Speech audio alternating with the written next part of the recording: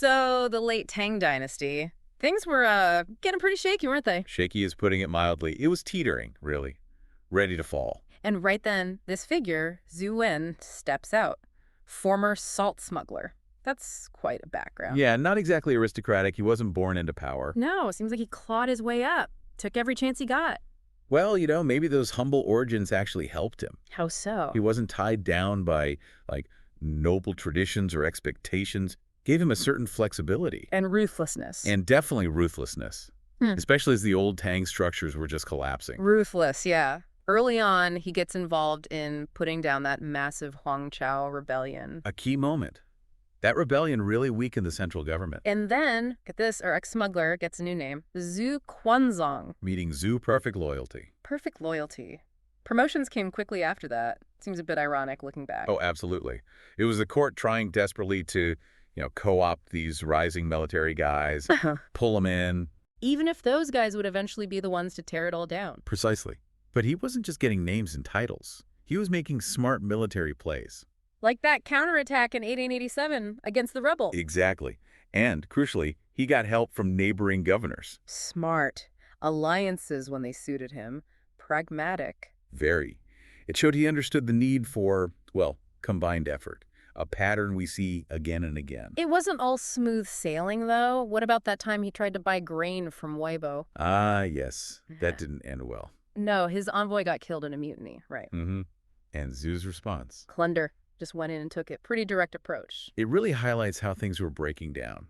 Basic supplies, even grain, became battlegrounds. And Zhu, he wasn't afraid to use force. Then there was that local spat in Luoyang, Zhang Kuani versus Li Hanji. Right, former colleagues turned rivals. And Zhu steps in, backs Zhang. And suddenly he has a key ally. Zhang helps Luoyang recover and, crucially, sends supplies to Zhu. Another calculated move. Securing resources, securing allies. Absolutely. Luoyang was vital, strategically and economically. He played that situation perfectly. Of course, the big rival was always Li Qiang up north. The Chateau of Turk leader. A major power player. Yeah, lots of complex politics there. Back and forth with the Tang court. Zhu even tried to bribe officials for a campaign against Li Qiang. Allegedly, yes. But it failed. Shows the limits of his influence at that point, maybe. And just how messy things were. A real snake pit. Definitely. The dynamic between Zhu and Li Qiang was central to everything falling apart. Two powerful warlords vying for the top spot. Things also went wrong for Zhu at Lu Prefecture, didn't they? They did. Like Qiang's brother was killed, Zhu tried to grab the territory. But it failed. Failed. A good reminder, he wasn't unstoppable. Li Qiang had his own strong power base. Meanwhile, back at the capital, the whole imperial court is imploding. Utter chaos. Even the palace eunuchs were getting nervous. Afraid of Emperor Zhaozong and this official, Kui Yin. Exactly. And that fear led to a coup. The eunuchs actually put the emperor under house arrest for a bit. House arrest. The emperor. Shows you how little real power he had left. But that coup, ironically, gave Zhu another opening. How? Kui Yin, the official the eunuchs feared, started secretly talking to Zhu. Ah, plotting against the eunuchs together. Pretty much. Everyone looking for an edge in this, free-for-all. Kui then manages to stir up a mutiny within the palace guard, the Shent's armies. Right. Orchestrates it. The leading eunuchs get killed. The emperor's restored. And Zhu gets rewarded. Big time. Made Prince of Dongping. Every crisis just seemed to push him higher. It gets even wilder, though. Yeah. Zhu then makes a deal with another warlord, Li Maozhen. Out west. And the result, a massacre of the remaining palace eunuchs. A brutal move. Wiped out that entire faction. And the emperor ends up where? In Zhu Wen's hands. Where? Delivered to him in Chang'e. The emperor becomes a pawn. Just a piece on Zhu's chessboard. Emperor Zhaozong must have known it. Probably. But he still had to heap honors on Zhu. Deputy Generalissimo, Prince of Liang. The captive honoring the captor, it's almost darkly funny. It's the reality of power. Those titles gave Zhu a thin layer of legitimacy, even as he was dismantling the whole system. But Zhu wasn't satisfied just holding the emperor in Chang'e. He had his own base to worry about. Right. There was an uprising back in Xuanwu he needed to deal with. So he leaves his nephew in charge of the emperor and heads back. Tells you everything about his priorities, doesn't it? His own territory came first. The emperor was an asset, but a manageable one. Then, the move everyone must have seen coming. 903.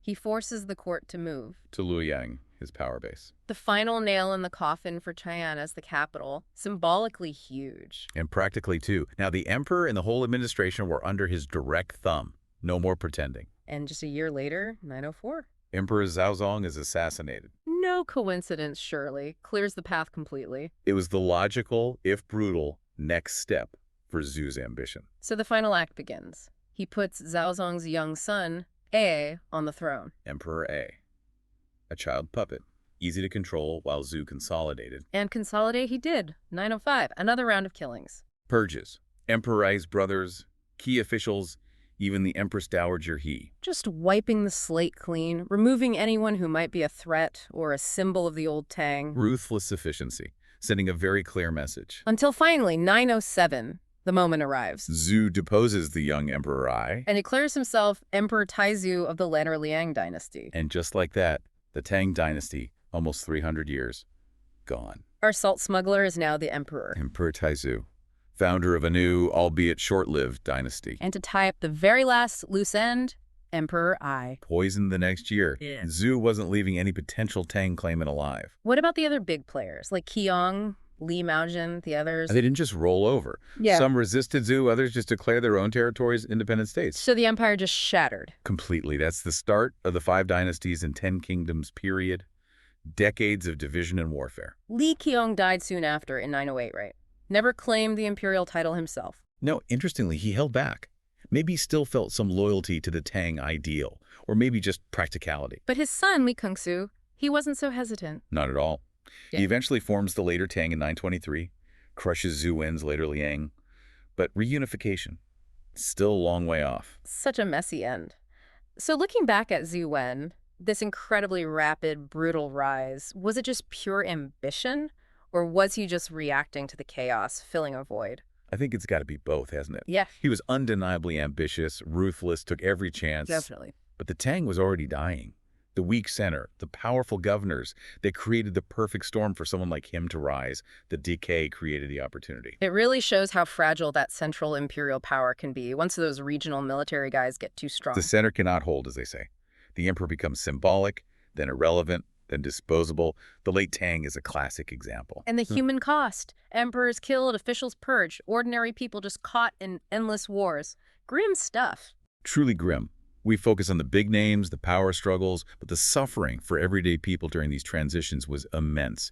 Constant instability, violence, displacement. So it makes you wonder, doesn't it? How much does one person, one really driven, maybe ruthless individual like Zhu Wen, actually shape history in times like these? That's the big question, isn't it? Would the Tang have collapsed anyway? Probably.